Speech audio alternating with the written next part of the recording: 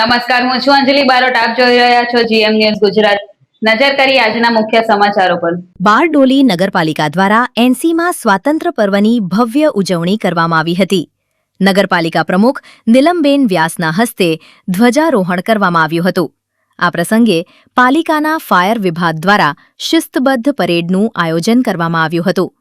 તાજેતરમાં ભારે વરસાદના કારણે બારડોલી વિસ્તારમાં સર્જાયેલી પૂરની પરિસ્થિતિ દરમિયાન પોતાની જાનની પરવા કર્યા વગર લોકોને બચાવવા અને રાહત કામગીરીમાં જોડાયેલા ફાયર વિભાગના જવાનો તેમજ આરોગ્ય વિભાગના કર્મચારીઓનું નગરપાલિકા દ્વારા પ્રશંસાપત્ર આપી સન્માન કરવામાં આવ્યું હતું.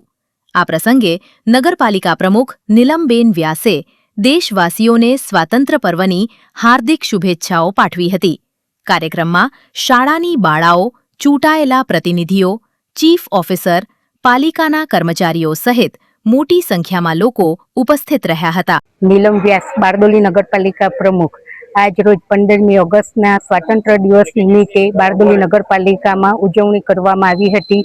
તેમાં અમારા કોર્પોરેટરશ્રીઓ અને અધિકારીગણ, કર્મચારીગણ અને બારડોલીના વિવિધ ક્ષેત્રોમાંથી, સંસ્થાઓમાંથી પધારેલ તમામ દેશવાસીઓનો આજ રોજ ખૂબ ખૂબ આભાર વ્યક્ત કરું છું. અને આજ રોજ પૂરગ્રસ્તમાં જેમણે પોતાની જાનની પરવા કર્યા વિના ફાયર વિભાગ અને આરોગ્ય વિભાગે ખૂબ સારી કામગીરી કરી હતી. તે માટે એ લોકોને આજે પ્રશંસાપત્ર એનાયત કરવામાં આવ્યા છે. જીએમ ન્યૂઝ ગુજરાત સાથે હિતેશ પરીખ, બારડોલી.